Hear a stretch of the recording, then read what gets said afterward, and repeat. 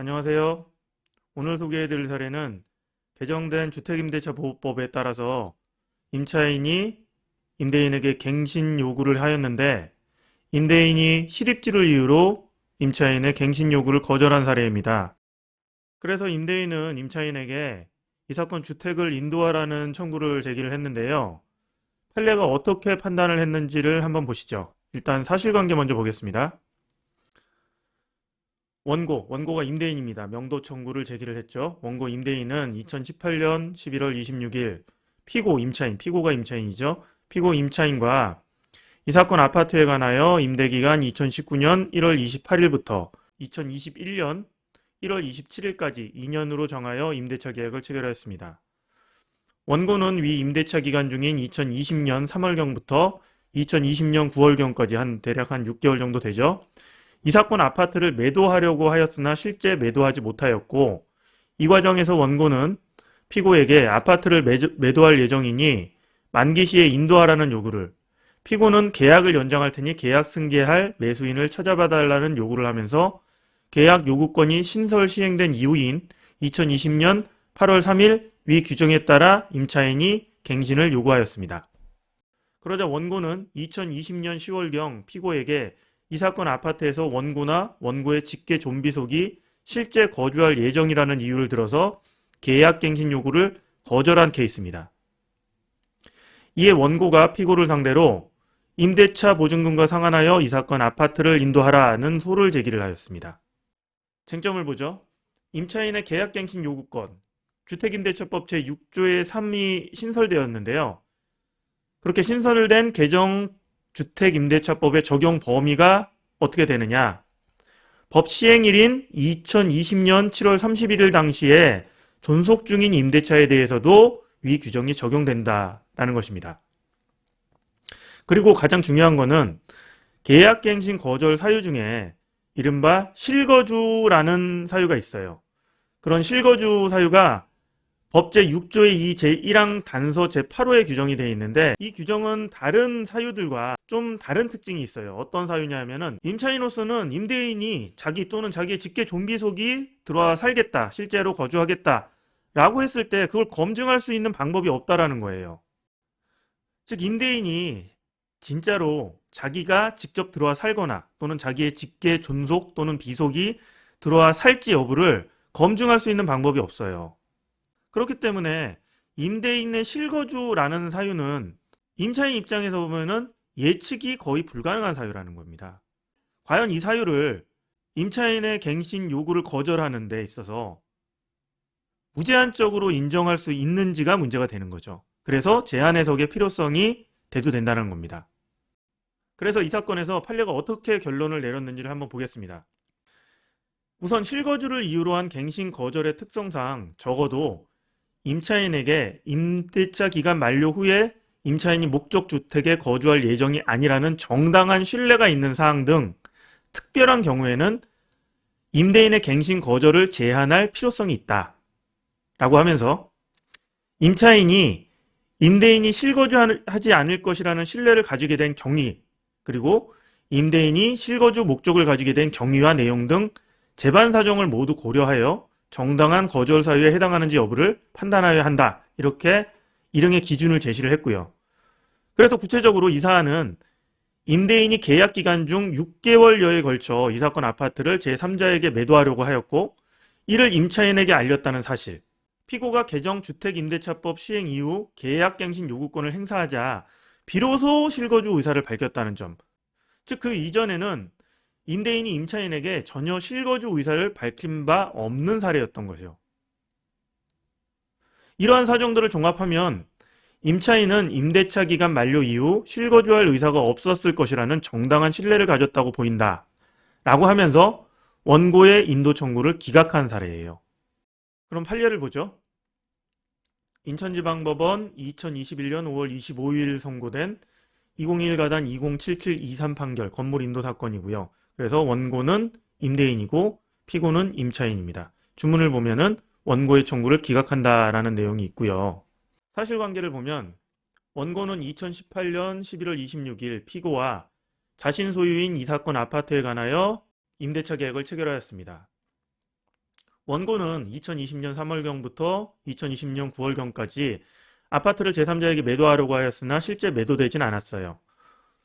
원고는 위와 같이 매도하는 과정에서 피고와 문자 메시지를 주고받았는데 원고는 피고에게 이 사건 아파트를 매도할 예정이니 계약 만기에 집을 비워달라는 취지의 요구를 하였고, 피고는 원고에게 계약을 2년 더 연장할 생각이므로 위 계약을 수용하여, 즉 계약을 승계하여 매수할 사람을 찾아봐달라는 취지의 요구를 하면서 계약갱신권 규정이 신설된 법이 시행된 이후인 2020년 8월 3일 위 규정에 따른 계약갱신 요구를 하였습니다.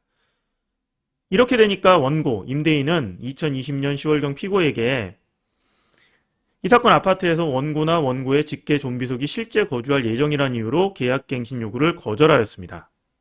그래서 원고 주장을 요약을 하면 피고가 계약갱신 요구를 한 건 맞는데 원고가 이 사건 아파트에 자신 또는 직계 존속이 실제 거주할 예정이다 라는 이유로 적법하게 거절하였다. 그러니까 피고는 원고에게 이 사건 아파트를 인도할 의무가 있다 라는 것이 원고 주장의 요지입니다. 이에 대해서 재판부는 어떻게 판단했느냐 보죠. 개정주택임대차보호법이 시행이 됐는데 제6조의 3이 계약갱신 요구 등을 규정을 하고 있습니다. 이러한 계약갱신 요구권의 법적 성질은 그 문헌 및 책의 입법 취지에 비추어 임차인의 주도로 임대차 계약의 갱신을 달성하려는 것이다. 임차인의 계약갱신 요구 시 임대인은 정당한 사유 없이 거절하지 못한다고 규정하고 있어서 이러한 갱신 요구권은 임차인이 계약갱신의 의사를 표시함으로써 바로 그 효과가 발생하는 형성권이라 이렇게 법적 성질을 파악을 하고 있고요. 계약갱신 거절 사유의 내용과 특성을 보면은 제8호가 규정하고 있는 임대인의 실거주, 그 사유는 그 사유 자체가 아직 발생하지 아니한 장래 사태에 관한 임대인의 주관적 의도를 내용으로 하고 있어서 임차인 측에서 예측하거나 그 사유 발생 여부를 정확히 알기 어려운 사정이 있다. 이 실거주 사유인 제8호를 제외한 나머지 각 호의 경우에는 임차인의 차임 연체나 부정행위 등 임차인 측의 사정 또는 임대차 목적물 자체의 안전사고 우려나 임대차 계약 체결 당시부터 철거 재건축 계획이 고지된 경우 등 객관적인 사유라는 거죠. 그에 반해서 제8호 임대인 또는 임대인의 직계 존비 속의 실거주라는 사유는 임차인 측에서 그 사유 발생 여부를 예측하거나 그 사유가 발생했는지를 정확히 알기 어려운 특징이 있다는 거죠. 그래서 구체적으로 이 사건에서 원고가 피고의 계약갱신 요구를 거절할 수 있는지에 대해서 어떻게 판단을 했는지 구체적으로 보겠습니다. 앞서 본 바와 같이 임대인이 이 목적 주택에 실제 거주하려는 경우라는 사유는 임차인 측에서 예측하기 어렵다라는 겁니다. 임차인 측에서 예측하기 어려운 임대인의 주관적 사유이기 때문에 이를 제한 없이 인정한다면 거절이 남용될 수 있다. 그래서 사실상 계약갱신 요구권의 의미가 없어질 우려가 있다. 그렇기 때문에 적어도 임차인에게 임대차 기간 만료 후에 임대인이 목적주택에 거주할 예정이 아니라는 정당한 신뢰가 있는 사항 등 특별한 경우, 이런 특별한 경우에는 임대인이 임차인에게 그러한 신뢰와 달리 실제 거주할 예정이라는 점만을 들어 언제든지 계약갱신을 거절할 수 있다고 보아서는 안 된다. 즉 제한 해석을 해야 될 필요성이 있다라는 겁니다. 그래서 임차인이 신뢰를 가지게 된 경위와 원고가 실거주 목적을 가지게 된 경위와 내용 등 여러 재반 사정을 모두 고려하여서 거절 사유 해당 여부를 판단해야 한다 라고 기준을 제시를 하고 있어요. 그래서 어떤 요소를 판단 기준으로 했는지 보겠습니다. 이 사건에서 원고는 2020년 3월경부터 9월경까지 이 사건 아파트를 원래는 제3자한테 매도하려고 했죠. 그리고 이러한 사정을 피고에게 알리기까지 했어요. 그런데 피고가 개정법 시행 이후 계약갱신 요건을 행사하자 그때서야 비로소 실거주 예정이라는 의사를 밝혔고 그 이전에는 전혀 그러한 점을 알린 사실이 없습니다. 따라서 피고는 원고가 이 사건 임대차 기간 만료 이후 이 사건 아파트에 거주하지 않을 것이라는 정당한 신뢰를 가졌다고 보이고 이렇게 소송 과정에서 제출된 자료 외에는 원고에게 계약갱신에 관한 정당한 사유가 있다고 보이는 자료가 없다. 따라서 원고가 이러한 임차인의 신뢰에 반하는 실거주 예정이라는 사유만을 들어한 갱신 거절은 적법하지 않다. 라고 하면서 원고의 청구를 기각한 사건입니다.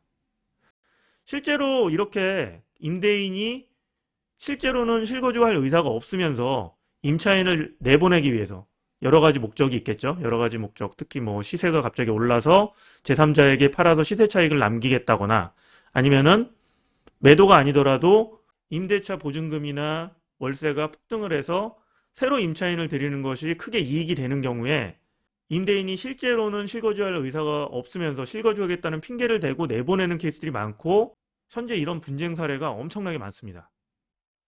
그래서 임차인분들은 임대인이 실거주하겠다고 해서 이사를 나간 경우에도 임대인 또는 임대인의 직계 존비속이 실제 들어와서 사는지 여부를 한 번쯤은 확인해 보실 필요가 있어요. 그래서 만약에 임대인이 실제로 거주하지 않는 경우에는 이에 대해서 법이 규정하고 있는 손해배상을 청구하실 수가 있습니다.